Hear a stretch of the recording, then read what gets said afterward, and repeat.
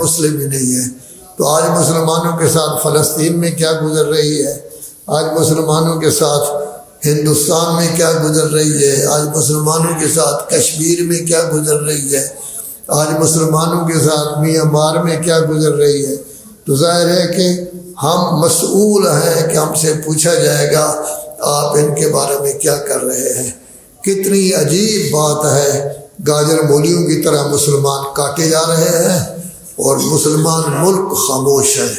کیا کر رہے ہیں جی؟ ہم روٹی بھیج رہے ہیں، دوائیں بھیج رہے ہیں، فلاں بھیج رہے ہیں۔ ادھر ان کی مدد پورا یورپ کر رہا ہے، امریکہ کر رہا ہے، برطانیہ کر رہا ہے، اسلحہ کے ذریعے مدد کر رہا ہے۔ خدا بھلا کرے بیچارے حوثیوں کا۔ یہ حوثی اب شیعہ بھی ہیں، زیدی بھی ہیں، اور یہ یمن کے رہنے والے ہیں، اور یہ 3 صدی ہجری سے حکومت میں رہے ہیں۔ اب گڑبڑ کر کے ان کو حکومت سے نکال دیا گیا تھا، تو انہوں نے کافی سارے ملک پر قبضہ کیا ہوا ہے۔ یہ فلسطینیوں کی مدد کر رہے ہیں کہ جو بھی جہاز گزرتا ہے دوسروں کا، برطانیہ امریکہ کا، تو بہرحال ان پر حملے بھی ہو رہے ہیں۔ تو گویا ہم مسلمان کیا کر رہے ہیں؟ اسلام کو اس عنوان سے ہم میں سے ہر ایک کو دیکھا جائے گا کہ آپ کا وجود دوسرے مسلمانوں کے لیے کس قدر نافع ہے۔ اس لیے رسول اعظم صلی اللہ علیہ وآلہ وسلم فرماتے ہیں، ایھا الناس ان لکم معالم فانتہوا الی معالمکم وان لکم نہایہ فانتہوا الی نہایتکم۔ اصول کافی کی روایت ہے جس میں ارشاد ہو رہا ہے کہ آپ کے لیے جگہ جگہ نشانات موجود ہیں حقائق کے، جس کے مطابق آپ نے زندگی بسر کرنی ہے۔ یہ نہ ہو کہ ابتدا میں ان معالم و نشانات پر آپ عمل کرتے رہے ہیں، آخر میں چھوڑ دیا ہے۔ نہیں، آخر میں چھوڑیں گے تو کچھ بھی آپ کا نہیں رہے گا۔ لذا یہ نشانات ایسے ہیں کہ ابتدا بھی آپ نے انہوں سے کرنی ہے، اور اسی کے مطابق آپ نے پوری زندگی بسر کرنی ہے تاکہ آپ کی انتہا جو ہے وہ اسی پر ہو۔ حضرت امام جعفر صادق علیہ السلام فرماتے ہیں کہ کوئی انسان ایسا نہیں مگر اس کے قلب میں 2 نور پائے جاتے ہیں۔ ایک نور ہے خیفہ کا، خوف کا، اللہ سے خوف کا، اور ایک نور ہے رجا کا، امید کا۔ یعنی ہم بحیثیت مسلمان ہونے کے مطمئن نہ ہو جائیں کہ ہم نے کلمہ پڑھ لیا ہے، ہم نمازیں پڑھتے ہیں، ہم روزے رکھیں گے، ہم زکوٰۃ دیتے ہیں، خمس دیتے ہیں، ہر صورت میں ہم جنت کے حقدار ہیں۔ نہیں، بلکہ آپ کے دل میں 2 نور ہیں، ایک ہے خوف کا، ایک ہے رجا اور امید کا۔ یہ دونوں برابر ہونے چاہیے۔ کس طرح؟ وَلَوْ وَزِنَ هَٰذَا لَمْ يَزِدْ عَلَىٰ هَٰذَا وَلَوْ وَزِنَ هَٰذَا لَمْ يَزِدْ عَلَىٰ هَٰذَا، کہ اگر خوف کے نور کو وزن کیا جائے تو وہ رجا سے نہ بڑھے، اور اگر امید کے نور کو وزن کیا جائے تو خوف سے نہ بڑھے۔ دونوں پلڑے برابر ہوں کہ میں جو عمل کر رہا ہوں آیا پتہ نہیں اللہ کے دربار میں میرا یہ عمل قبول ہے یا نہیں۔ دوسری طرف رجا ہونی چاہیے، امید ہونی چاہیے کہ انشاءاللہ میں جو عمل کر رہا ہوں خلوص دل سے کر رہا ہوں، بارگاہ رب العزت میں قبول ہو جائے گا۔ کبھی یہ یقین پیدا نہ کریں کہ میں نے ہر صورت میں جنت میں جانا ہے، کبھی یہ یقین پیدا نہ کریں کہ خدا نہ خواستہ میرے لیے تو جہنم لکھی ہوئی ہے۔ دونوں چیزیں برابر رکھیں، ایک طرف خوف ہو، ایک طرف رجا ہو۔ کیوں؟ اس واسطے کہ جب ہم عمل کر رہے ہیں، عمل کی کسوٹی یہ ہے کہ آیا یہ عمل اللہ کے لیے ہے تو پھر اس کا درجہ جو ہے وہ بڑا ہے، اور اگر یہ عمل لوگوں کو دکھاوے کے لیے ہے تو پھر اس کا درجہ کچھ بھی نہیں۔ تو یہ دیکھنا کہ آیا میں عمل اللہ کے لیے کر رہا ہوں یا لوگوں کے دکھاوے کے لیے کر رہا ہوں، یہ بہت بڑا مسئلہ ہے۔ کیوں؟ اپنی طبیعتوں کو ہم دیکھیں تو عمومی طور پر ہم لوگ نمائشی لوگ ہیں کہ ہم یہ چاہتے ہیں اپنے آپ کو لوگوں کے سامنے اچھا بنا کر پیش کریں۔ اگر اس طرح ہم کریں گے تو پھر کچھ بھی نہیں ہوگا۔ جو عمل کریں گے اس لیے کہ لوگ ہمیں اچھا سمجھے تو اس عمل کی کوئی ویلیو نہیں ہے، لیکن اگر اللہ کو سامنے رکھ کر ہم عمل کریں گے۔ نجف اشرف میں تینوں مجتہدین کے ساتھ ہماری ملاقات ہوئی ہے، آیت اللہ حافظ بشیر صاحب بھی، آیت اللہ اسحاق فیاض بھی، حضرت آیت اللہ سستانی صاحب بھی، ان سے بھی ملاقات ہوئی ہے۔ آیت اللہ سستانی ابھی مجھ سے کسی نے پوچھا تھا کہ جی آغا صاحب نے کوئی پیغام دیا ہے یا نہیں، میں نے کہا تھا وہ ایک ہی چیز کہہ رہے ہیں کہ آپس میں وحدت اتحاد رکھیں۔ تو یہ وحدت و اتحاد کب ہوگا؟ جب ہم میں للہیت ہوگی، ہمارے کام اللہ کے لیے ہوں گے، پھر لڑائی جھگڑا نہیں ہوگا۔ کیونکہ میں بھی کام اللہ کے لیے کر رہا ہوں، آپ بھی کام اللہ کے لیے کر رہے ہیں، میں آپ کے لیے دعا گو ہوں، آپ میرے لیے دعا گو ہیں، میں آپ کے لیے اچھا سوچوں گا، آپ میرے لیے اچھا سوچیں گے، پھر لڑائی جھگڑا کیسے ہوگا؟ لیکن نہیں، لڑائی جھگڑا کیوں ہوتا ہے؟ کیونکہ ہم زبردست بن جاتے ہیں، غالب بن جاتے ہیں۔ اگر مسجد کا انتظام ہم چلا رہے ہیں، امام باڑہ کا انتظام ہم چلا رہے ہیں، مدرسے کا انتظام چلا رہے ہیں، کوئی تنظیم چلا رہے ہیں، کوئی پارٹی ہم نے سیاسی بنائی ہوئی ہے، غیر سیاسی، بقول مولانا صفدر حسین صاحب، یہ پارٹی ہیں، یہ مسجد، یہ امام باڑہ، یہ مدرسہ کبھی بت بن جاتا ہے کہ جو اس مدرسے کے ساتھ تعلق رکھتا ہے اس کو ہم اچھا سمجھیں گے، باقی کو نہیں۔ جو اس مسجد میں آتا ہے وہی اچھا ہوگا، جو ہماری پارٹی کا فرد ہے وہی اچھا ہوگا۔ تو ہماری سرشت تو ایسی ہی ہے کہ ایک پارٹی کا آدمی دوسرے آدمی کے ساتھ بات کرنے کے لیے تیار نہیں۔ مسجد والے کہتے ہیں میں صدر ہوں، آپ کون ہیں میرے سامنے بات؟ میں جب آ جائے گی ختم ہو جائے گا کام اس وقت ہوتا ہے جب خدمت کا جذبہ ہو، جب اخلاص ہو، جب للہیت ہو۔ میں بھی خادم ہوں مسجد کا، یہ بھی خادم ہے مسجد کا، میں بھی مدرسے کا خادم، یہ بھی مدرسے کا۔ جب تک یہ چیز پیدا نہیں ہوگی اس وقت تک للہیت، تو وحدت و اتحاد کے لیے للہیت کی ضرورت ہے۔ لذا ہمیں یہ کہا گیا ہے کہ دیکھو آپ سوچیں کہ آپ کا افضل عمل کون سا ہے، اچھا عمل کون سا ہے جس کو افضل کہا جائے، کون عمل ہے کہ جس کو افضل نہیں غیر افضل کہا جائے۔ حضرت امام جعفر صادق علیہ السلام نے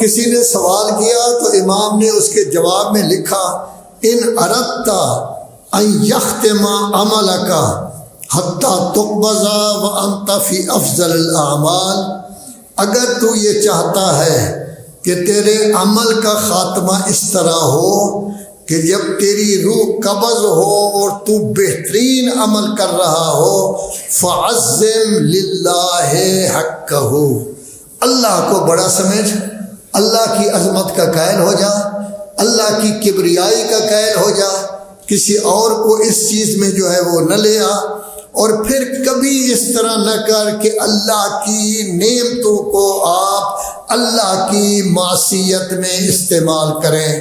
اگر اللہ نے دولت دی ہے اس کو معصیت میں استعمال کریں، اللہ نے افسری دی ہے اس کو غلط کام میں استعمال کریں، اللہ نے صدارت وزارت دی ہے اس کو غلط کام میں استعمال کریں، اللہ نے عہدہ دیا ہے اس کو غلط کام میں۔ گویا اس کا مطلب یہ ہے کہ اللہ کی عظمت کا تو قائل نہیں، اور اللہ کی دی ہوئی نعمتوں کو غلط کاموں میں تو صرف کر رہا ہے۔ ہمیں دیکھنا چاہیے کہ آیا یہ کام تو ہم نہیں کر رہے، آیا یہ کام ہم سے نہیں۔ اب اگر انسان کے پاس کروڑوں ہیں، بہاول نگر میں محرم پڑھنے گیا سن 71، تو وہاں کے جو ہمارے بانی تھے وہ ایک بہت بڑے گویے کی تعریف کرتے رہے۔ وہ کہنے لگے جی وہ ایک رات کا 30,000 روپیہ لیتا ہے، 71 میں 30,000 ایک رات کا، آج کل نہیں۔ تو تو وہ اس کے بارے میں کہنے لگے کہ وہ گانا گاتا ہے باقاعدہ گانے وہ، اور اس کے بعد ہمیشہ جب وہ ختم کرنا چاہتا ہے 10-15 منٹ کے بعد ایک دوڑا پڑتا ہے، تو نتیجہ یہ ہے کہ مسائل بھی ہو جاتا ہے۔ تو معیار یہ ہے کہ گانے کے ساتھ اگر دوڑا پڑھ دو تو پھر آپ بڑے اچھے ہو جائیں گے۔ حالانکہ گانا، غنا، اس طرح کی یہ چیزیں ٹھیک نہیں ہے، لوگ اس پر پیسہ خرچ کرتے ہیں۔ یا مثال کے طور پر ہم مجلس کرا رہے ہیں، بڑے خلوص سے، کس کی مجلس؟ حضرت امام حسین علیہ السلام کی، اور اس میں 2 لاکھ 3 لاکھ ہم صرف کرتے ہیں، اور وہ آتا ہے توحید کا بیڑا غرق کر کے چلا جاتا ہے۔ تو ہم کہتے ہیں جی مولا کی بڑی اس نے تعریف کی ہے، اگر توحید کا بیڑا غرق کر دیا ہے تو مولا کا بھی بیڑا اس نے غرق کر دیا ہے، کچھ بھی نہیں چھوڑا۔ مولا نے جو جان دی تھی وہ توحید کے لیے دی تھی، دین کے لیے دی تھی، اسلام کے لیے دی تھی۔ انہوں نے یہی کہا تھا کہ اے تلوارو، اگر دین میرے بغیر نہیں قائم رہ سکتا تو آؤ مجھے ٹکڑے ٹکڑے کر دو۔ انہوں نے یہی کہا تھا کہ میں نے اپنے بچے یتیم کیے تاکہ اللہ راضی ہو جائے، پوری دنیا کو میں نے چھوڑ دیا اللہ راضی ہو جائے، لیکن وہ توحید کی مخالفت کر جاتا ہے اور ہم اس وقت نعرہ حیدری بھی لگا دیتے ہیں۔ تو پیسہ ہم نے صرف کیا ہے کس پر؟ توحید کی مخالفت پر۔ اللہ نے جو نعمت دی تھی، خواہ ہم نے چندہ کیا ہے یا ہماری اپنی نعمت ہے، غلط چیز پر ہم نے صرف کیا ہے تو اس کا ثواب کیا ملے گا؟ بلکہ ہم عذاب میں مبتلا ہو جائیں گے۔ تو گویا اصل یہی ہے کہ اللہ کی عظمت انسان کے دل میں اس قدر ہو کہ وہ کبھی بھی اللہ کی دی ہوئی نعمت کو اس کی معصیت میں صرف نہ کرے۔ اگر معصیت میں صرف کرے گا تو اس کا مطلب یہ ہے کہ وہ اللہ کی عظمت کا قائل نہیں۔ جو اللہ کی عظمت کا قائل نہیں، اس کی نمازیں بھی گئی، روزے بھی گئے، زکوٰۃ بھی گئی، خمس بھی گئی، سب بھی، یہ سارے کا سارا۔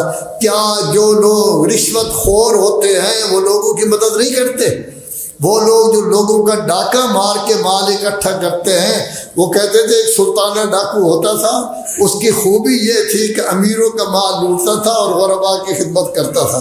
تو ہم خوش ہو جاتے ہیں غرباء کی خدمت، لیکن اللہ کہتا ہے انما یتقبل اللہ من المتقین، اللہ صرف متقی لوگوں کا عمل قبول کرتا ہے، ڈاکو کا عمل قبول نہیں کرتا۔ سفیان ثوری بہت بڑا عالم تھا، اتنا بڑا عالم تھا کہ حضرت ابو حنیفہ کو حضرت ابو حنیفہ بنانے والا سفیان ثوری ہے۔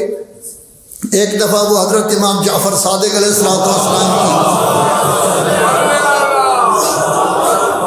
خدمت میں حاضر ہوا تو ایک اشکال یہ کیا کہ امام آپ نے بڑے بہترین کپڑے پہنے ہوئے ہیں، ٹاپ کا آپ کا لباس ہے، آپ کے جد امجد مولا تو اس طرح نہیں پہنتے تھے۔ تو حضرت نے نیچے دکھایا، کہنے لگا کہ ٹاٹ کا لباس میں نے نیچے پہنا ہوا ہے جو میرے جسم کو تکلیف دے رہا ہے، آپ لوگوں کے لیے میں نے یہ لباس پہنا ہوا ہے جو کہ آج کل کے زمانے میں اچھا لباس ہونا چاہیے۔ اور اس کے بارے میں کہا آپ دیکھ تیرے اندر کیا ہے؟ اندر اس کے کیم خواب کا لباس تھا، اوپر اس نے عام لباس پہنا ہوا تھا۔ دوسرا یہ ہوا کہ اس نے یہ کام کیا کہ ایک جگہ دکان پہ گیا، اب عالم دین ہے، اب عالم دین پر کوئی آدمی یہ خیال کر سکتا ہے کہ وہ چوری کر کے لے جائے گا؟ وہ دکان سے ایک انار اٹھایا، دوسری دکان سے ایک انار اٹھایا، تو کسی نے توجہ نہیں کی، ابا کبا ہوتا ہے اس میں تو کافی چیزیں چھپ جاتی ہیں۔ اور اس کے بعد گیا، ایک بیچارہ غریب پڑا ہوا تھا، اس کو کھلا دیا، دوسرا غریب بیٹھا تھا، اس کو کھلا دیا۔ حضرت نے فرمایا یہ کیا کیا ہے تو نے؟ کہا کہ اچھا آپ اچھے فرزند رسول ہیں کہ آپ کو قرآن کا ہی پتہ نہیں؟ قرآن مجید کہتا ہے من جاء بالحسنۃ فلہ عشر امثالھا، جو نیکی کرتا ہے 10 گنا ثواب ملتا ہے، ومن جاء بالسیئۃ فلا یجزا الا مثلھا، غلط کام کرے تو ایک سزا ہوتی ہے۔ میں نے 2 بلکہ اس نے 3 کیے تھے، 3 کام غلط کیے ہیں، یہ 3 میرے گناہ ہو گئے، 30 نیکیاں ہو گئی، تو 30 نیکیوں میں سے 3 کو نکال دیں تو 27 تو بچ جائیں گے۔ تو حضرت نے ارشاد فرمایا، یہ آیت سے پہلے بھی ایک آیت ہے 7ویں پارہ میں، انما یتقبل اللہ من المتقین، اللہ تبارک و تعالی عمل اس کا قبول کرتا ہے جس میں تقوی و پرہیزگاری ہو، چوری کے ساتھ تقوی و پرہیزگاری باقی ہے۔ تو گویا ہمارا مال خرچ کرنا اس عنوان سے کہ اس سے ہم توحید کا گویا کہ غلط کر دیں، تو گویا کہ یہ آپ نے اللہ کے حق کا خیال نہیں کیا۔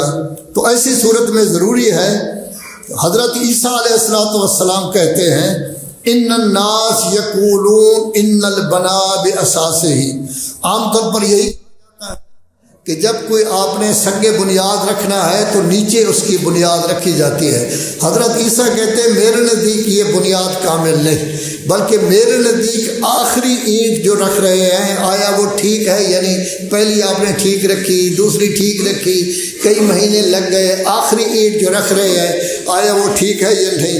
ان الناس یقولون ان البناء باساسہ وانا اقول، کیا کہتا ہوں میں کہتا ہوں بحق اقول ان آخر حجر یضع العامل هو الاساس، آخری پتھر جو انسان رکھ رہا ہے وہی در حقیقت اساس ہوتا ہے۔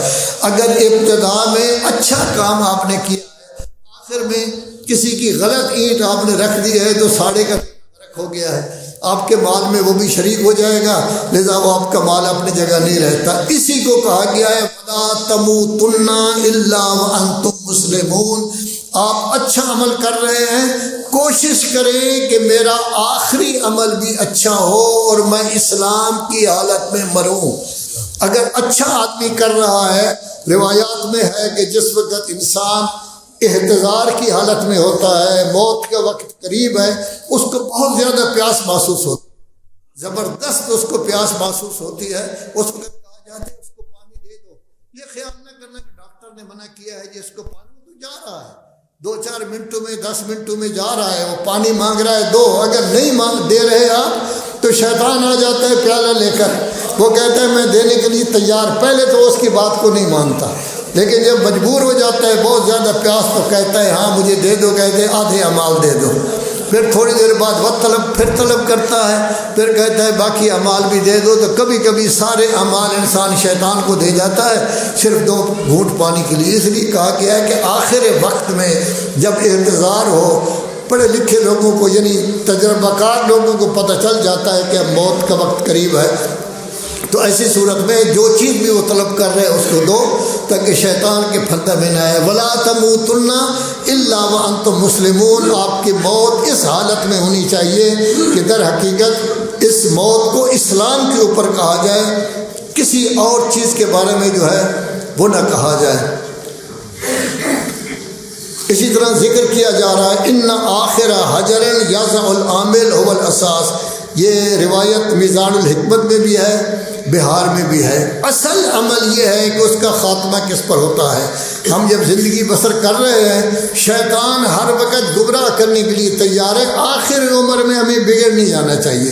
آخر عمر اگر ہماری ٹھیک ہو تو ایسی صورت میں پھر ٹھیک ہو جائے گا۔ الدنیا کلہ، پوری دنیا جو ہے وہ یہی ہے کہ آپ امور کو اس جگہ رکھیں جس جگہ نہیں رکھنا چاہیے۔ اگر اس طرح کریں گے تو پھر یہ دنیا ہی دنیا ہے، اور آخرت یہ ہے کہ آپ جو عمل کریں وہ اللہ کے لیے کریں، کسی اور کے لیے نہ کریں۔ وَالْعَمَلُ كُلُّهُ رِيَاءٌ إِلَّا مَا كَانَ مُخْلِصًا، ہمارا ہر عمل ریا بن جاتا ہے مگر یہ کہ ہم میں خلوص پایا جائے، اور اخلاص ہمارا خطرے میں رہتا ہے مگر یہ کہ ہمارا خاتمہ اس اخلاص پر ہو۔ اخلاص پر اگر خاتمہ ہوگا تو پھر ایسی صورت میں اس کو ہر صورت میں جو ہے وہ قبول کیا جائے گا۔ اب صرف ہمارا عمل ہی نہیں بلکہ امام کا ارشاد ہو رہا ہے کہ دیکھو آپ کو دیکھا جائے گا کہ آپ کا دوسرے انسانوں کے ساتھ کیا تعلق ہے، آیا ان کے ساتھ آپ کا اچھا تعلق ہے یا اچھا تعلق نہیں ہے۔ ان خواتیم اعمالکم قضاء حوائج اخوانکم، آپ کے عمل کا خاتمہ اس پر ہونا چاہیے کہ آپ اپنے مومن بھائیوں کی حاجات پوری کریں، اور کیا ہے کہ وہ جو کچھ اس کی ضرورت ہے اس ضرورت کے مطابق اس کی آپ خدمت کریں۔ وَإِلَّا لَمْ يُقْبَلْ مِنْكُمْ عَمَلٌ، ہم بہت اچھے آدمی ہیں، بڑی نمازیں پڑھتے ہیں، لیکن جب کوئی آدمی حاجت مند آتا ہے کہ میری سفارش نہیں میں کسی کو سفارش نہیں کرتا۔ جب کوئی آدمی آتا ہے میرا فلاں کام کر دو، نہیں میں مصروف ہوں، عبادت میں مصروف ہوں، نہیں، بلکہ سب سے اچھا عمل یہ ہے کہ آپ اپنی عبادت مستحب کو چھوڑ دیں، آپ جائیں اس کے ساتھ، جتنے قدم چلیں گے اتنا آپ کا نام اعمال پر ہوتا جائے گا، اور مومن بھائی کی حاجت کو جا کے پورا کریں۔ وَإِلَّا لَمْ يُقْبَلْ مِنْكُمْ عَمَلٌ، وگرنہ تمہارا کوئی عمل قبول نہیں ہوگا۔ حَنُّوا عَلَىٰ إِخْوَانِكُمْ فَلَحِقُوا بِنَا، اگر اپنے بھائیوں کی، مومن بھائیوں پر آپ شفقت سے پیش آئیں گے، ان کا کام کریں گے، ان کی سفارش کریں گے، ان کی علمی مدد کریں گے، کسی افسر کے ہاں ان کی مدد کریں گے، تو اس کا مطلب یہ ہوگا کہ آپ کا الحاق اہل بیت کے ساتھ ہو گیا ہے، کیونکہ آپ اہل بیت کے ماننے والوں کی مدد کر رہے ہیں۔ گویا ایک دفعہ یہ ہے کہ ہمارا عمل مخلصانہ ہو، اس میں للہیت ہو، دوسرا یہ ہے کہ مومن بھائیوں کی حوائج کا بھی ہم خیال رکھیں، پوری اس طرف توجہ دیں۔ رسول فرما رہے ہیں امام صادق علیہ السلام کہ جب مومنین کی قضائے حوائج آپ کریں گے، ان کے کام کو کریں گے، ان کی سفارش کریں گے، ان کی علمی مدد کریں گے، کسی معاملے میں ان کے معاملے کو انتہا تک پہنچائیں گے، تو آپ کا الحاق پھر ہمارے ساتھ ہو جائے گا اور ہماری شفاعت بھی آپ کو نصیب ہوگی۔